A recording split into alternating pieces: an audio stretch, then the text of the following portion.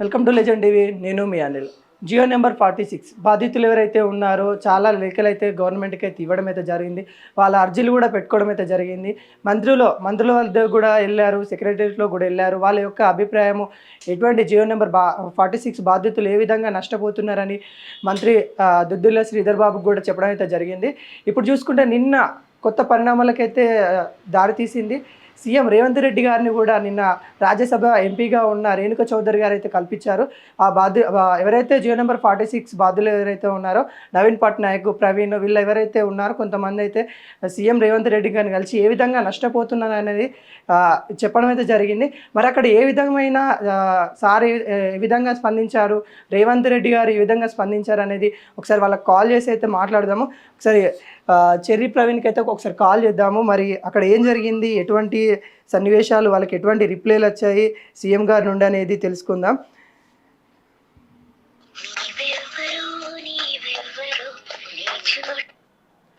Hello brother. నమస్తే brother. నమస్తే అన్న. నమస్తే. నిన్న రేవంత్ రెడ్డి గారి వెళ్ళారు, ఎలా స్పందించారు, ఏ విధమైన స్పందన వచ్చింది అబ్బా? అన్నది నిన్న నిన్న మధ్యాహ్నం వెళ్ళామన్నా మేము రేవంత్ రెడ్డి గారి దగ్గరికి. ఓకే. ఆ జియో నెంబర్ 46 పైన అన్యాయం జరిగిందని చెప్పి గత 8-9 నెలల నుంచి మేము పోరాటం చేస్తా ఉన్నామన్నా. అవునవును. ఈ రోజు కాంగ్రెస్ ప్రభుత్వం ఏదైతే ప్రజా ప్రభుత్వం ఏర్పడ్డదో ఆ కాంగ్రెస్ ప్రభుత్వం ఏర్పడడంలో మా పాత్ర చాలా కీలకంగా ఉందన్న జియో నెంబర్ 46 అభ్యర్థులు. సో అవి అన్ని విషయాలు సార్ చెప్పడం జరిగిందన్న. ఇప్పుడు సార్ అంటున్నారు ఏంటంటే 2018లో ఏదైతే ఈ ప్రెసిడెన్షియల్ ఆర్డర్ కి సంబంధించి జియో నెంబర్ 46 అనేది దానివల్ల తీసుకొచ్చారు. నేను రివ్యూ మీటింగ్ కూడా పెట్టడం జరిగింది ఇదే, అంటే వారి ఇంట్లో, అదే జూబ్లీహిల్స్ లో. ఓకే. సో వాళ్ళు అనేది ఏంటంటే ఇప్పుడు మేము లీగల్ గా ఎంతవరకు చేయాలో అంతవరకు చేస్తాము, ఖచ్చితంగా మీకు అన్యాయం అయితే చేయమని చెప్తా ఉన్నారన్న. ఓకే, మీకైతే సపోర్ట్ చేస్తామని చెప్పారా? ఏ విధమైన రెస్పాన్స్ వస్తుంది? అంటే ఇప్పుడు చేస్తామని చెప్తున్నారన్న, కానీ అది ఏ రూపంగా చేస్తారని చెప్తలేరన్న. ఇప్పుడు కోర్టులో కూడా కేసు పెండింగ్ ఉంది. అవునవును. ఒకటి ఫ్యాక్ట్స్ కూడా వచ్చిందన్న. ఇప్పుడు టీఎస్ఎస్పీ ట్రైనింగ్ సంబంధించి ఫ్యాక్ట్ కూడా వచ్చింది. అవునవును, ట్రైనింగ్ కూడా వెళ్తున్నట్టు కూడా న్యూస్ వస్తా ఉంది. అవునన్న, అది కూడా మేము సీఎం గారి దృష్టికి తీసుకెళ్ళామన్నా. సో సార్ అంటున్నారు దీనిపైన మేము కమిటీ కూడా వేశాము, మీరు కమిటీ మెంబర్స్ ని కూడా కలిశారట కదా, మళ్ళీ ఒకసారి శ్రీధర్ బాబు సార్ని కలిసే ప్రయత్నం చేయండి, దానిపైన పూర్తిగా శ్రీధర్ బాబు సార్కి అప్పచెప్పడం జరిగిందని చెప్పి చెప్తా ఉన్నారన్న. మొన్న మీరు సెక్రటరియట్లో కూడా మనం మంత్రి గారిని శ్రీధర్ బాబు కూడా కలిసినట్టు న్యూస్ కూడా వచ్చింది. కలిసారు, అక్కడ నుండి ఎటువంటి రెస్పాన్సిబిలిటీ వచ్చిందండి? అన్న వీళ్ళు ఇప్పుడు ప్రభుత్వం ఏమంటుందంటే సానుకూలంగా ఉంది అని ఒక మాటతోటి సరిపెట్టుకుంటున్నారు. మరి అది ఏ సానుకూలంగా ఉందనే మాట మంచిగా నేర్చుకున్నారు వీళ్ళు. సానుకూలం అంటున్నారు, కానీ మరి ఏ విధంగా మాకు న్యాయం చేస్తారనేది మాత్రం స్పష్టమైన హామీ ఇవ్వలేకపోతున్నారన్న వీళ్ళు. మరి మేము ఖచ్చితంగా అన్యాయం అయిపోయింది, దానిపైన ఈ రాష్ట్రంలో ఉన్న అందరికీ తెలుసు జియో నెంబర్ 46 లో నష్టపోయినారు విద్యార్థులని. 70-80 మార్కులకు ఇక్కడ సిటీలలో కమిషనరేట్లలో వచ్చిందని తెలుసు. మాకు అందరికి ఇప్పుడు తిరుగుతున్న వాళ్ళకి 120 మార్కుల పైన ఉన్నాయని అందరికీ తెలుసు. కానీ దీనిపైన ఎటువంటి కరెక్ట్ గా వాళ్ళు ఒకటి చెప్పలేకపోతున్నారు స్పష్టంగా. మీకైతే న్యాయం చేస్తామని చెప్తా ఉన్నారన్న.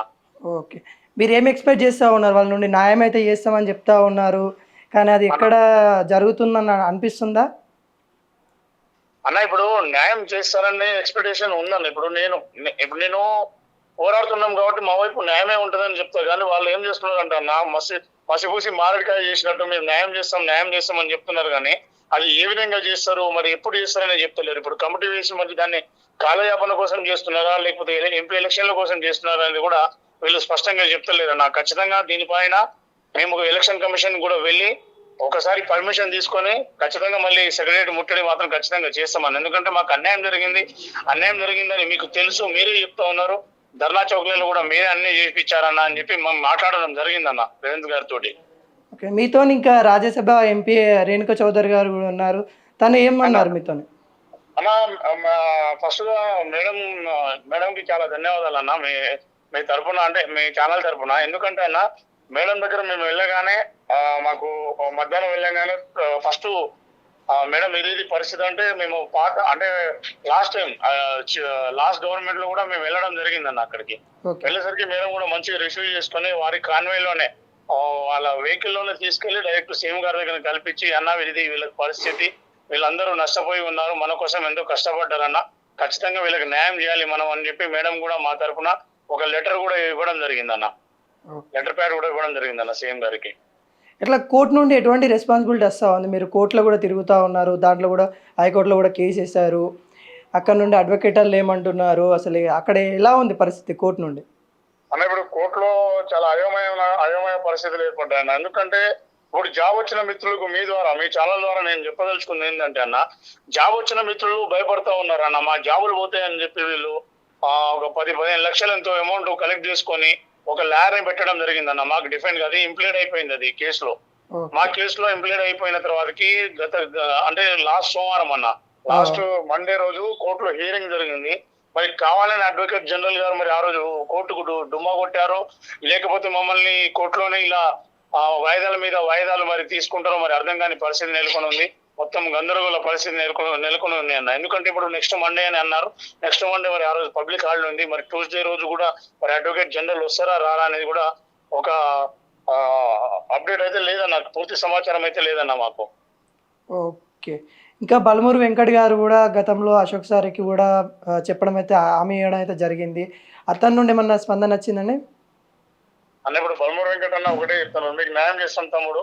వాళ్ళతో పాటు మీరు కూడా ఖచ్చితంగా ఎవరికైతే జాబులు వచ్చిన మిత్రులు ఉన్నారో వారికి ఎలాగైతే జాబులు వచ్చా మీకు కూడా అలాగే వస్తుంది. మీరు ఒక 2000 మంది 1500 మంది దీని పైన నష్టపోయి ఉన్నారు. అదంతా లిస్టు మా దగ్గర ఉంది. మీకు ఖచ్చితంగా న్యాయం చేస్తామని చెప్తున్నారు, కానీ అది కేవలం మాటలకే పరిమితమైనట్టు కనిపిస్తా ఉందన్న. మరి వీళ్ళు ఏం న్యాయం చేస్తారో తెలియదు. కోర్టు కూడా ఇప్పుడు పోస్ట్పోన్ల అంటే వాయిదాల మీద వాయిదాలు వేసుకుంటూ పోతా ఉన్నారన్న. మరి మండే రోజు మాకు మండే కానీ మంగళవారం రోజు స్పష్టంగా రాకపోతే మాత్రం మేము ఖచ్చితంగా అడ్డుకుంటామన్నా. మేమైతే ఖచ్చితంగా వ్యతిరేక కార్యక్రమాలను చేస్తామన్నా మేము ప్రభుత్వానికి. ఓకే. ఇంకా మీ తోటి బాధితులు ఎవరైతే ఉన్నారో వాళ్ళు ఏ విధంగా స్పందిస్తున్నారు? మీకు ఏమన్నా మాట్లాడుతున్నారా? ఏమంటున్నారు అసలు? అన్న అంటే మార్నింగ్ నుంచి ఒకటే ఫోన్లు వస్తున్నాయి అన్న ట్రైనింగ్ పోతా అంటున్నారు, అన్న నేను చచ్చిపోతా అని చెప్పి. అంటే చాలా మంది ఫోన్లు చేస్తా ఉన్నారు అన్న, వివిధ జిల్లాల నుంచి. అన్న నాకు 120 మార్కులు వచ్చినాయి, మా మమ్మీ పరిస్థితి ఇది, మా డాడీ లేరన్న, మా మమ్మీ చదివిపించింది అన్న. చాలా మంది అన్న, ఎవరిని తట్టిలేకపోయినా ఒక్కొక్క బాధ అన్న. చాలా మంది మిత్రులు ఫోన్లు చేస్తా ఉన్నారు, బాధపడతా ఉన్నారు. ట్రైనింగ్ కూడా ఇప్పుడు డేట్లు కూడా అనౌన్స్ చేశారన్న.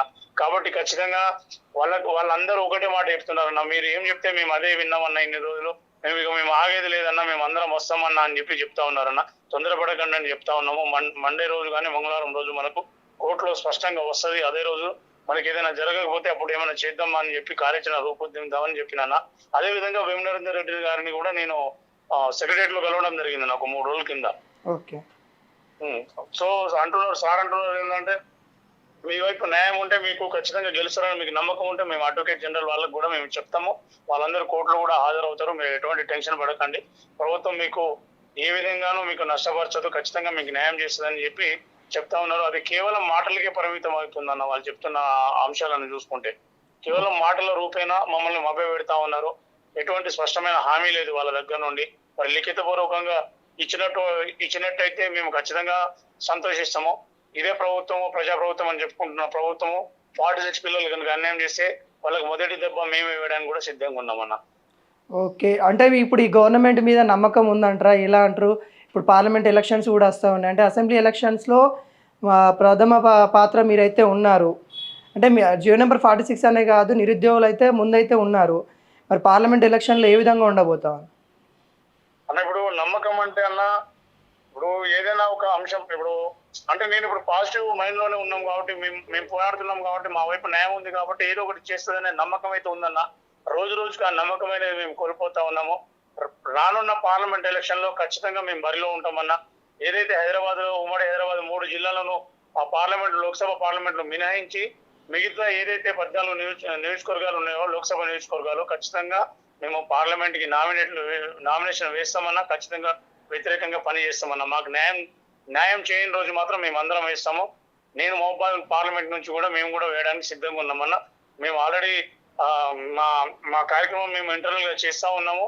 నాయకులు ఎవరెవరి కలవంలో కలుస్తా ఉన్నాము. ఖచ్చితంగా దీనిపైన మాత్రం వాళ్ళకైతే ఎదురు దెబ్బ ఖచ్చితంగా తగులుతుందన్న. ఓకే. ఈ సందర్భంగా ఫైనల్గా గవర్నమెంట్కి ఏమైనా చెప్పాలనుకుంటే ఏం చెప్పదలుచుకుంటాం అన్న? ఒకటన్నా, ప్రభుత్వ పెద్దలకు ఎప్పటికైనా ప్రభుత్వ పెద్దలారా ఎప్పుడైనా ఆలోచించండి. మా వైపు న్యాయం ఉందంటేనే చేయండి.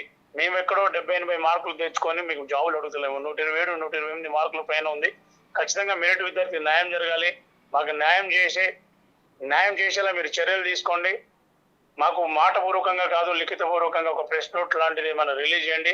First of all TSLPRB board chairman ఎవరైతే ఉన్నారో వివి శ్రీనివాస్ గారిని తక్షణమే తొలగించి తదుపరి చర్యలు తీసుకోవాల్సిందిగా ఈ ప్రభుత్వాన్ని మీ ద్వారా వేడుకుంటా ఉన్నాను అన్న. Okay, thank you brother. Thank you అన్న. ఓకే. ఇది జియో నెంబర్ 46 వాళ్ళ యొక్క ఏదైతే ఉన్నదో వాళ్ళ బాధితులు ఎవరైతే ఉన్నారో వాళ్ళ రెస్పాన్స్లు నెక్స్ట్ వచ్చే పార్లమెంట్ ఎలక్షన్స్లో ఇప్పుడైతే పార్లమెంట్ అయితే ఎలక్షన్స్ అయితే వస్తూ ఉన్నాయి కదా, వాటిల్లో కూడా పోటీ చేయడానికి మీకు సిద్ధంగా ఉన్నామని చెప్తా ఉన్నారు. ఎందుకంటే ఈ గవర్నమెంట్ చెప్తా ఉంది, మాట పూర్వంగా చెప్తా ఉంది కానీ లిఖితపూర్వకంగా కానీ ప్రెస్ ముంగడ కానీ ఎటువంటి అనౌన్స్మెంట్ చేయడం లేదు. ఇప్పుడు అసెంబ్లీలో కూడా ఈ జియో నెంబర్ 46 కూడా తీసుకురావడం అయితే జరిగింది.